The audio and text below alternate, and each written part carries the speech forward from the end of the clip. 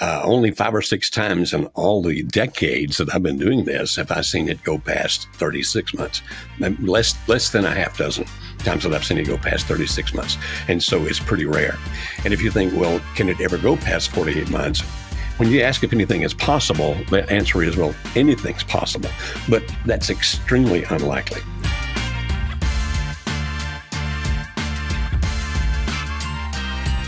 Thank you so much for joining me today, Dr. Joe. It's always a pleasure chatting with you, whether doing relationship radio or other content. Thank you so much for being here. Well, thank you for inviting me. Thank you. This is your show. Normally it's you and Kimberly doing these things. So I know I say thank you for joining, but this used to be the Dr. Joe show. At one point, that's what we called it back then, the Dr. Joe show. But now, Kimberly, it's the Dr. Kimberly show on everything now. So thanks for inviting me. Okay, well, for Master Kimberly, because she hasn't finished her PhD as the time of recording this.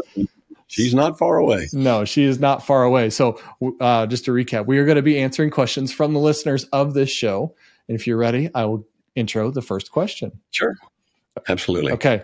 The first question, my husband had an emotional affair with a coworker back in the 07-09 range. He says that they didn't have sex, but he kept her as a friend on social media until 2019 and let me know about this in 2020.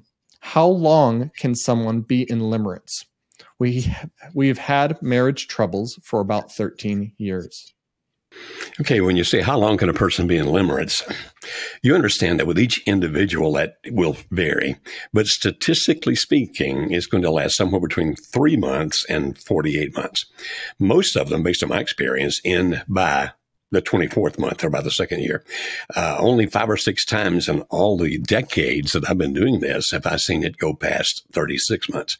Less than a half dozen times that I've seen it go past 36 months. And so it's pretty rare. And if you think, well, can it ever go past 48 months? When you ask if anything is possible, the answer is, well, anything's possible. But that's extremely unlikely. Now, the fact that it didn't turn sexual, if he's telling you the truth, and let's assume he is. Okay, unless you have some reason to believe he's lying to you. If it didn't turn sexual, that's good. It keeps her from getting to a certain level if it doesn't get actually into the physical interaction between the two people. So I'm assuming the question that you're asking is, did I hear it right, Phil? It was from about 2007 when he first started? Yes. Okay. So we're talking, what that 15 years ago? Yeah, so 2007 to 2019 when she found out that he's still, or 2020, that as of 2019, so that was at least 12 years. Would I think that that was limerence going on? No, I would be shocked. As a matter of fact, it would be so unusual, we might want to study it as that being that rare a case. So no, I don't think it was still limerence. Did he enjoy her friendship? Apparently. And was it an unwise thing to do? Yes, I agree. Was it hurtful to you? I'm sure it was. But was it still limerence in 2019?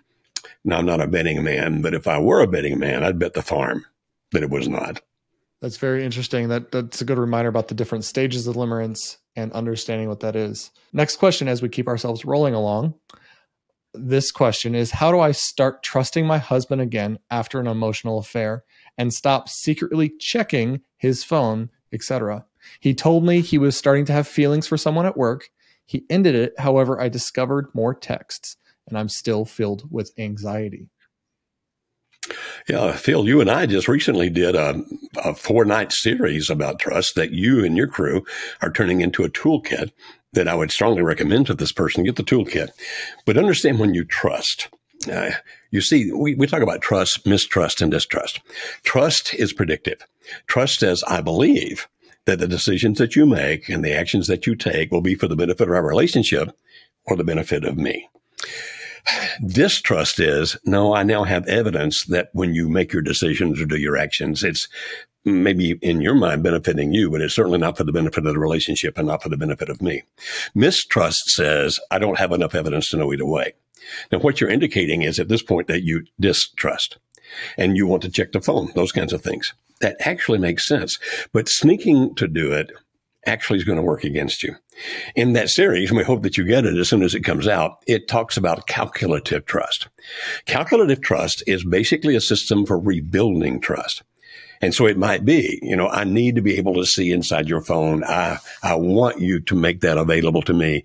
And rather than you sneaking behind his back and doing it, which can really backfire in bad ways, it'll be open and honest when he does that. If he says that means you don't trust me, your response is, that's correct. I don't trust you. You violated my trust, and I don't trust you right now.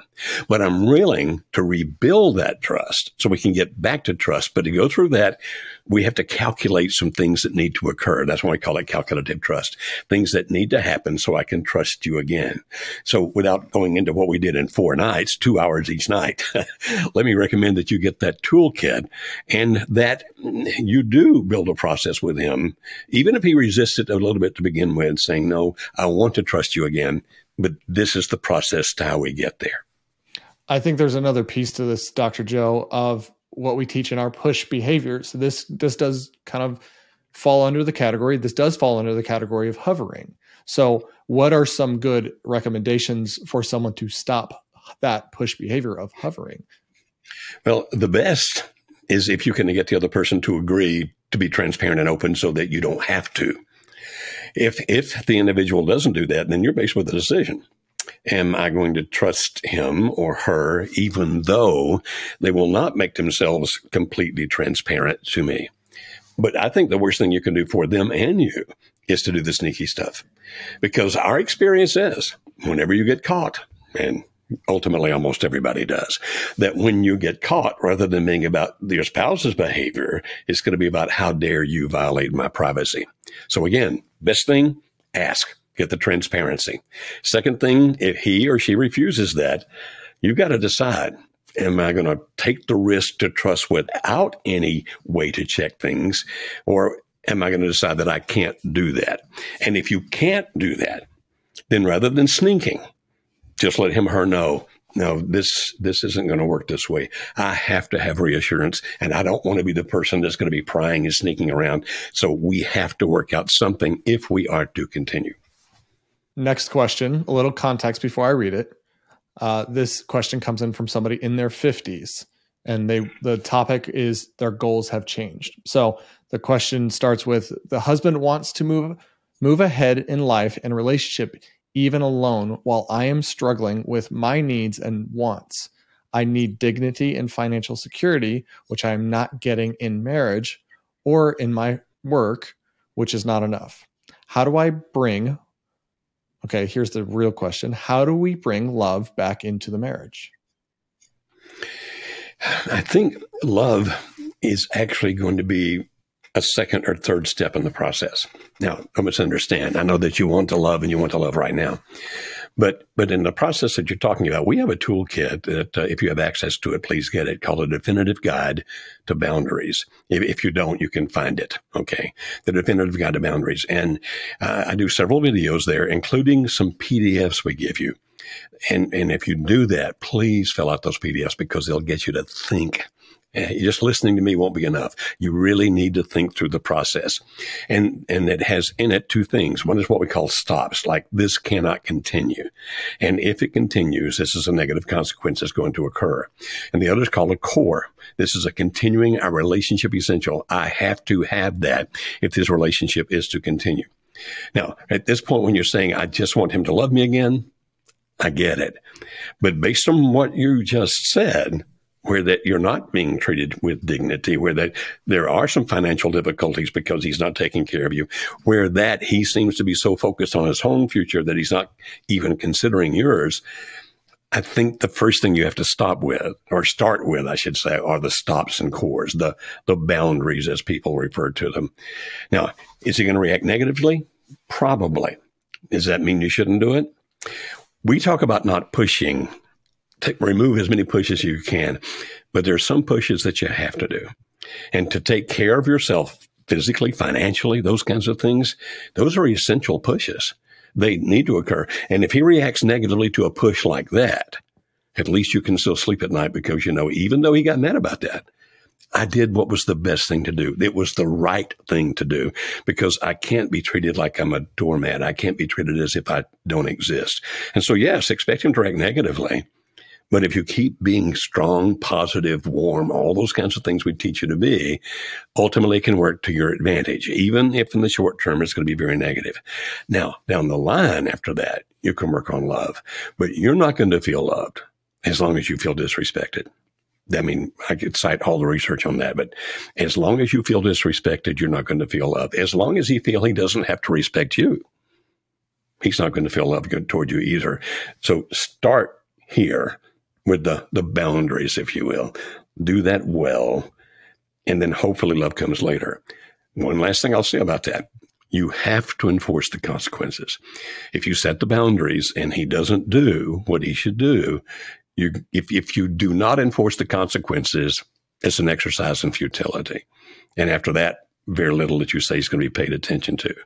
I'm sorry it's happening to you, but being firm and strong right now in a loving way, but firm and strong is the thing you have to do. Do you think that with this question, because this individual is in their 50s, that we also have a change in belief and values from both individuals? This individual wants to put more value into their work and how they feel. And it sounds like maybe the husband wants to move on, and maybe it goes back to the sowing oats story we talk about of, without more details, I can't speak into this, but that also might be one piece of this as well. Sure, absolutely. Sometimes people refer to it as a midlife crisis, even though we know it can happen not just once and not just in midlife. It can be at 25, 35, 45, 55 again and again. And when you say a changing of beliefs and values, that's possible, absolutely possible. But it may be more of a case of mourning. Like, this is what I thought I would have by now. And this is where I thought I would be by now. And now that has not occurred, and I don't think it's going to occur, by golly, I've got to pull myself together and charge forward, and it's going to be me against the world. And I'm not even thinking about my spouse, or maybe even not even my children anymore. I mean, I still care about them. I'm trying to hurt them. But right now it's me trying to find meaning for myself. Now, in a way, Phil, that is a change of values. But it really has more to do with mourning and grief. And so is that possible? Absolutely. Thank you. That was more of a clarifying question for me to make sure I was understanding as well. Okay. Well, I'm happy to give you my opinion. You know, I have opinion on things I haven't even heard of.